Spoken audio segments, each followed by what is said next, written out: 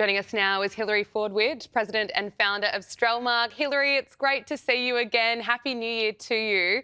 Let's start with the big news out of Minnesota, where over the weekend, anti-ICE protesters stormed a church during service over a pastor's alleged ties to ICE. Now, in some of the footage, one of the protesters can be heard chanting, "Justice for Renee Good," who was, of course, the woman who was tragically killed earlier this year. And vision around that is disputed. But ex-CNN host Don Lemon was at that church. Let's just take a look at some of the vision.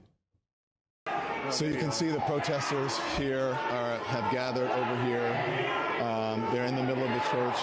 In the beginning of the church service, the pastor was speaking, and Nakima stood up and said her piece, and then the protesters surrounded her. But this is a clandestine mission. I think they found out according to them, this is according to Operation Pull-Up, that one of the pastors here is a member of ICE. And so here we go. You could talk to the lead pastor. Yeah. I mean, storming a church during service. Hilary, can I get your reaction to this?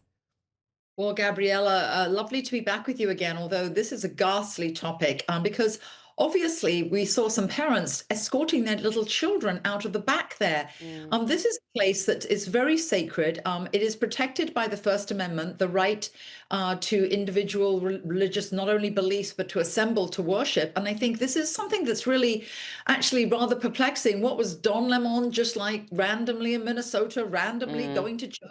No, I think this was something that he actually, I mean, I'm saying this purportedly, it looks like he instigated this. He was definitely there under very suspicious circumstances, and that's being extremely generous. And I think this is something that matters across America, their religious beliefs and their right to worship. So an absolutely dreadful optics. And looking at Democrats, celebrities, so many of them blaming ICE officers for the chaos we're seeing in cities. I mean, AOC said that ICE should be abolished.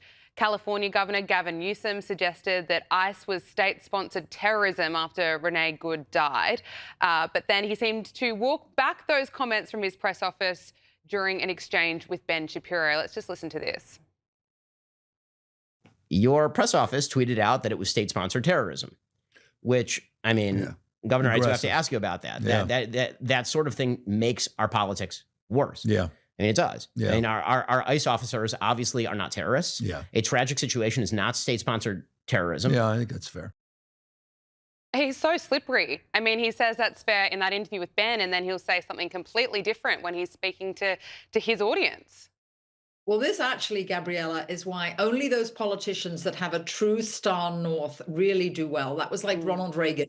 He knew exactly what he stood for. That's what the difference with Donald Trump. You can actually go back and see clips from him since 1994, and he has been consistent in every single, maybe it was 84, but every single interview, he was totally and utterly consistent with wanting to have America first, how we've been, taken advantage of with trade agreements, etc. And this shows Governor Newsom and his true colors. It's rather like, Gabriella, during COVID when he was discovered in that, remember the French Laundry, that restaurant in California, without a mask, eating with people.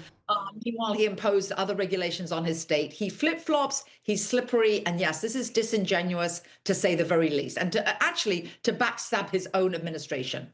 Absolutely. Now, Hilary, I'm really curious to get your thoughts about Greenland and the controversy around Greenland. The Danish Prime Minister says that Europe will not be blackmailed as European leaders push back against Trump's Greenland tariffs. Of course, the president announced that 8 countries would face 10% export tariffs for their opposition to the US taking control of the island. And Trump has also tweeted, NATO has been telling Denmark for 20 years that you have to get the Russian threat away from Greenland. Unfortunately, Denmark has been unable to do anything about it.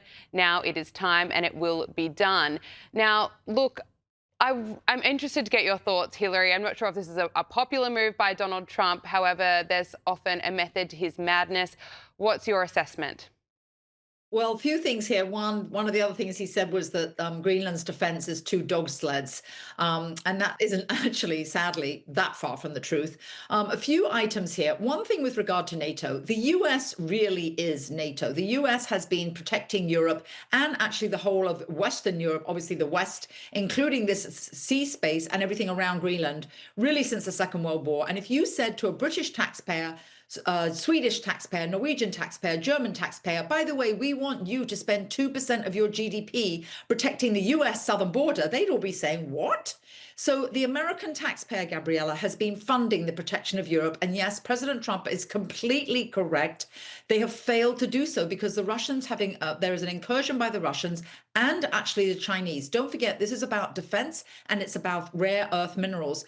And those in Greenland and the Danish have actually totally and utterly failed to mine all the resources that are there. This is something that's in the interest of the West, not just the US. And one of the things I've heard, last but not least, said about President Trump, take him seriously, not literally. I think this is an opening salvo, hopefully, particularly with Speaker Johnson right now in the UK, about to speak to Parliament tomorrow.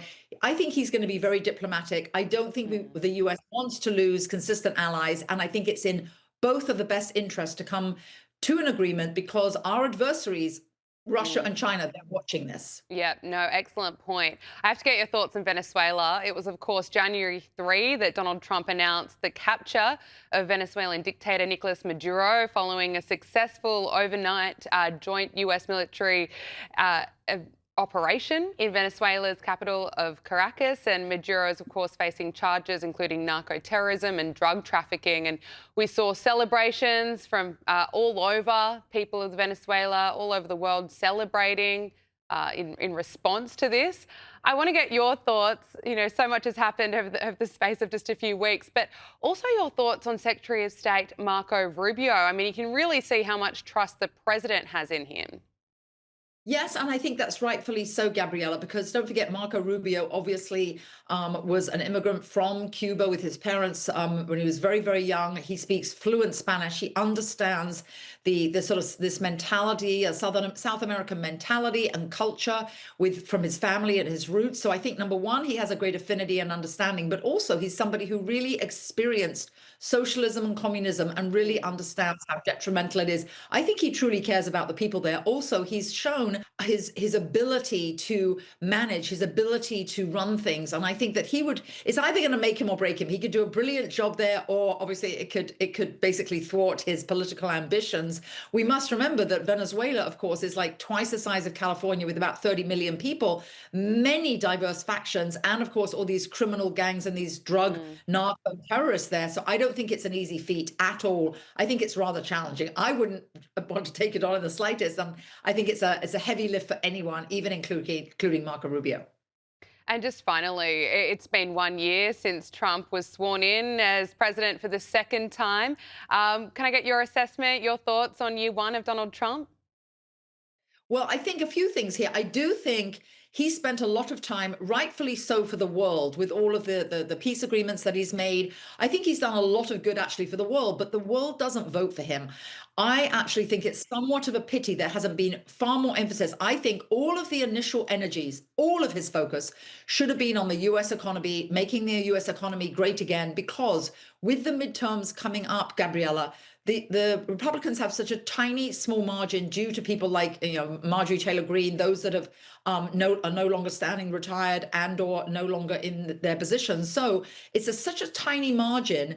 If the Democrats win many seats, that will make him a lame duck president, and that will be dreadful for the world and for the US. So I think it's a pity he didn't spend more time on the affordability issues and the domestic economy. However, his approval ratings have improved. I think overall, there aren't many people that can point to failures.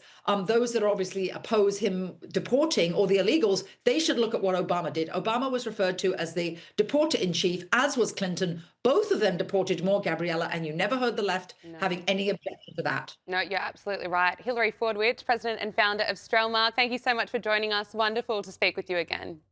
Yeah, pleasure. Thank you, Gabriella.